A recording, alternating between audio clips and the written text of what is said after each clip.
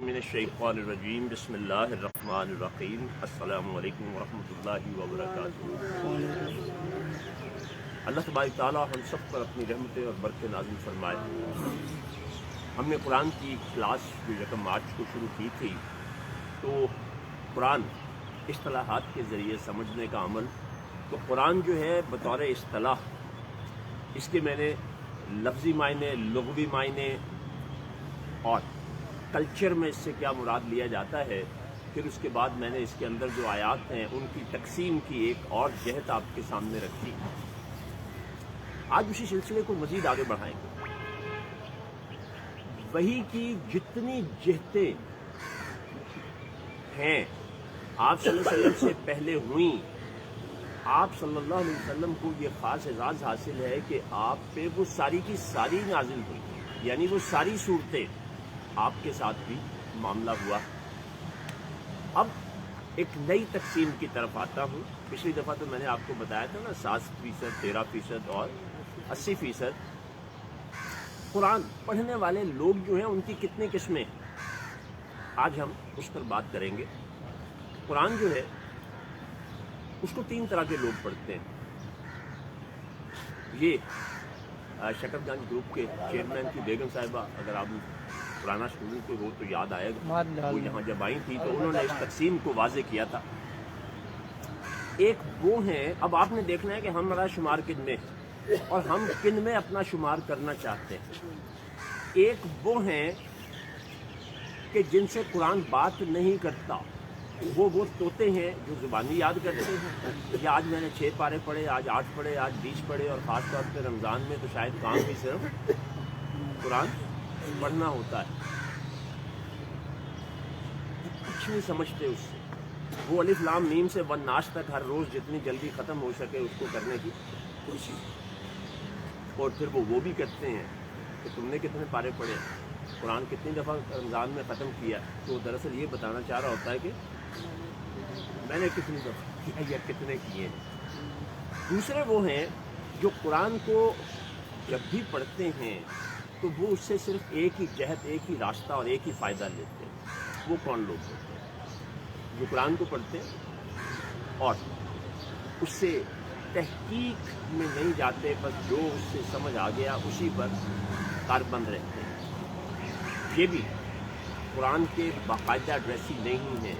कुरान इनको भी खुश होकर मुखातिब नहीं करता। तीसरे वो हैं, जब भी पढ़ते हैं, जब भी इसकी तरफ रजू करते हैं, उनके सामने एक नया दरवाज़ा खुलता है, और यही हकीकी तौर पे कुरान के एड्रेसी हैं। कुरान इन्हीं से बात करता है और यही उस मयार पे कुरान के पूरे उतरते हैं। कुरान क्या है? कलामुल्लाह है ना। तो वो जो गौर व फिक्र की, तदब्बर की, तफक्कुर की बात होती है, वो करते हैं। एक आदमी ने जो चीज़ बनाई हो, उसको उस पर जितना ज़्यादा मान होता है, वो उतने ही बड़े दावे के साथ बात करता। नोकिया का एक टेलीफोन आया था 3110, जो बहुत मशहूर हुआ।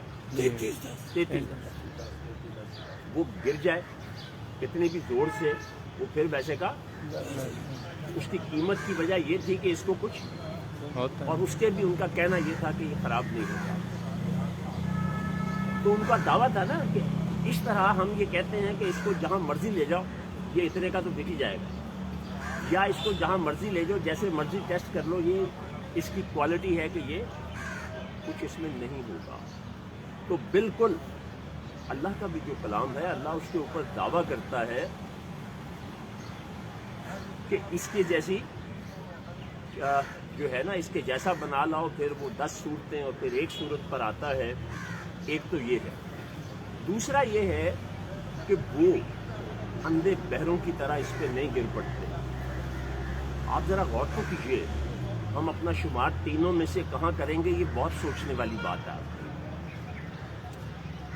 यहाँ तक कि वो इंसान जिसको अल्लाह ने अपने हाथों से बनाया, जिससे वो माँ से ज़्यादा मोहब्बत करता है, उसी इंसान को ये कह दिया कि जानवर हैं वो लोग जो عقل کا استعمال نہیں کرتے، یعنی اللہ کے دیے ہوئے تفکر اور تدبر جو اس کتاب کے حوالے سے ضروری ہے وہ اس پر نہیں جاتے۔ جانوروں سے بھی بدتر کہا گیا۔ اب اس کا ایک اور پہلو میں آپ کے سامنے رکھتا ہوں، جو پڑھنے والے لوگ ہیں، جو اہل ایمان نہیں ہیں، جو اہل ایمان نہیں ہیں، اس کے علاوہ جتنے بھی لوگ ہیں، وہ ان کے لیے یہ شاعری کی کتاب ہو سکتی ہے، قانون کی کتاب ہو سکتی ہے، تاریخ کی کتاب ہو سکتی ہے، سائنس کی کتاب ہو سکتی ہے، لیکن ایمان والوں کے لیے یہ بک آف سائنز ہے۔ سائنز، سائن بورڈ لگا ہوتا ہے نا، تو وہ نشانی ہوتی ہے، تو اسی طرح یہ نشانیاں ہیں۔ آیت کا ایک مطلب نشانی بھی ہوتا ہے۔ تو ذرا اپنے آپ کو میری بات سننے کے دوران نہیں غور کیا تو میری درخواست ہوگی پھر غور کیجئے کہ ہم کس میں فال کرتے ہیں، اور ہم قرآن کو بڑی تیزی سے اور بہت زیادہ سا پڑھ کے، اور اگر اللہ پہ احسان کرتے ہیں تو یہ ہماری بہت بڑی خوش فہمی ہے جس سے باہر آ جانا چاہیے۔ وہ لوگ جو تیسرے درجے کے ہیں، ان میں ایک ڈاکٹر عبدالقدیر خان مرحوم جو ہمارے ایٹمی سائنسدان تھے وہ بھی تھے۔ انہوں نے مجھے کہا کہ میں پبلک میں نہیں جا سکتا، میری لمیٹیشنز ہیں، لیکن تم چونکہ ایک پبلک اسپیکر ہو اور بہت ساری جگہوں پر جاتے ہو، تو ویسے تو ہر کسی کو، لیکن بالخصوص نوجوان طبقے کو یہ بات بتاؤ کہ میری کامیاب ترین زندگی میں میری تحقیقی جو اتنے بڑا انقلاب ہے، میری یادداشت کا اچھا ہونا اور میرا اپنی فیلڈ میں بہترین سائنسدان بننا، اس کے پیچھے قرآن کا کیا رول ہے؟ تو میں نے کوئی ایک رات زندگی کی ہوش سنبھالنے کے بعد کوئی ایک رات زندگی کی ایسی نہیں گزاری کہ جس رات میں نے آخری کام قرآن کا سمجھ کے پڑھنا نہ کیا ہو۔ خواہ ایک صفحہ ہی ہو تو میں اس کو سمجھ کے پڑھ کے پھر سویا ہوں، اور اس سونے کے دوران پھر اس سے انسان کی جو دماغ ہے اس کی صلاحیتوں پہ کیا اثرات پڑتے ہیں، اس کے اندر تحقیقی چیزیں کیسے بڑھتی ہیں، اس کو بہت سارے انکشافات کیسے ہوتے ہیں، وہ ایک الگ تفصیل ہے۔ تو اس لیے برائے کرم اب اتفاق سے، کیونکہ رمضان کی آمد ہے، تو ذرا اس چیز کو پیش نظر رکھیے کہ قرآن کا جو پڑھنا ہے اس کو وہاں تک مت رکیے۔ آپ جس مسلک سے بھی تعلق رکھتے ہیں، جس فکر سے بھی آپ ہیں، اس کے کسی جید عالم سے جو قرآن کو جانتا ہے، اس سے پوچھیے گا تو وہ آپ کو کہے گا 10 پارے روز ختم کرنے کی بجائے اگر تم 10 صفحے یا 2 صفحے سمجھ کر پڑھو تو وہ کہیں زیادہ بہتر ہے، لیکن ہمارے ہاں یہ چیز نہیں ہے۔ اور کل اس کو بھی ہم مکمل کر لیں گے۔ اب آخر میں ایک اہم بات، بہت ہی اہم بات یاد آ گئی۔ ڈاکٹر اسرار صاحب مرحوم چونکہ میڈیکل ڈاکٹر تھے، تو جو اس آدمی کی جو بیک گراؤنڈ ہوتی ہے نا، وہ اپنی گفتگو میں اس کا کسی نہ کسی طرح سے استعمال اور اظہار ضرور کرتا ہے۔ تو ڈاکٹر صاحب نے ایک بہت اچھی مثال دی۔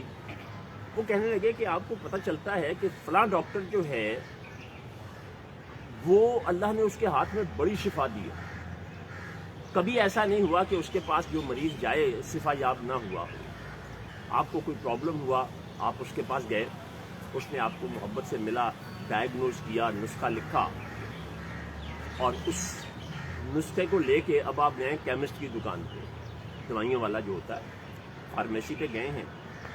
فارمیسی والا آپ سے کہتا ہے کہ یار یہ جو دوائی لکھی ہوئی نا 3 نمبر پہ، یہ دوائی موجود نہیں ہے، اس کی بجائے تم یہ لے جاؤ، یہ سیم وہی کام کرے گی۔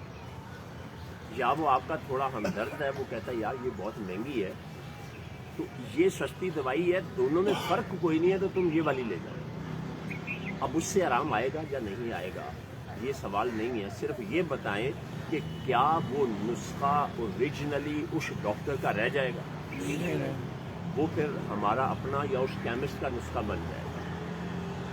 تو اللہ نے یہ ہمیں جو نسخہ دیا ہے، جو میں نے آپ کو مینول کی مثال دی تھی کہ جب ہم کوئی مشین خریدتے ہیں تو اس کے ساتھ ہمیں ایک مینول ملتا ہے تو اس کے مطابق ہمیں چلنا ہوتا ہے. پھر تو ہم اس چیز کا وہ صحیح استعمال کرتے ہیں، بنانے والے کی مرضی کے مطابق استعمال کرتے ہیں، ورنہ ہماری اپنی مرضی ہوتی ہے.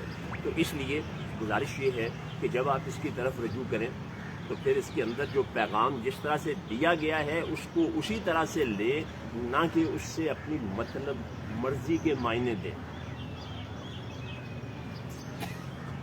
کبھی غور کیجئے گا کہ ہمارے علماء سو جو ہیں وہ یہود کی طرح کرنے لگے ہیں.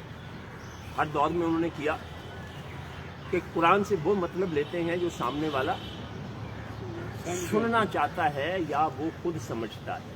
جو قرآن خود کہتا ہے اس پیغام کی طرف نہیں جاتے.